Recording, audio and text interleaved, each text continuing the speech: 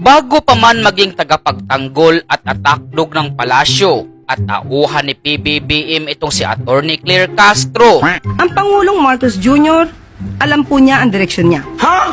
Alam po niya ang dapat na gawing trabaho at yan po ang pinag-uutos sa lahat ng public servants, lalong-lalo na po sa ilalim ng Executive Department. Ang utos sa amin ay magtrabaho. Iwasan ang pamumulitika. Nakita niyo naman po siguro kanina lamang po ay pinasinayaan niya ang pagbibigay ng 387 na ambulances para sa mga LGUs natin. Nakita niyo na rin po kung paano siya tumulong na mapaunlad pa ang sektor ng agrikultura. Pati na po ang mga mangingisda ay nakikinabang sa binibigay po na tulong at ayuda ng pamahalaan ni Pangulong Marcos Jr. Hindi po nag-aaksaya ng panahon ng ating Pangulo para tumulong sa taong bayan. Trabaho lamang po talaga ang nasa isip ng ating Pangulo. Sa ngayon po ba ay nasaan si VP Sara o si Pangulong, si Vice Presidente nung yan ay sinabi niya?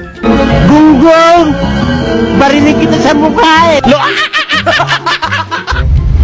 Noon ay naging isa sa pinakamatinding kritiko muna itong si Kliriring ng kasalukuyang Pangulo na ngayon ay kanya ng amo na kulang na lamang ipamukha nitong si Attorney Claire Castro kay PBBM kung gaano ka-iti-iti itong ating Pangulo.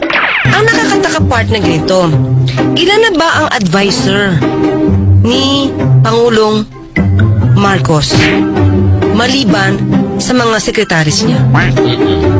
Ibig bang sabihin nito, partner? Ayoko kasi maging nega, partner.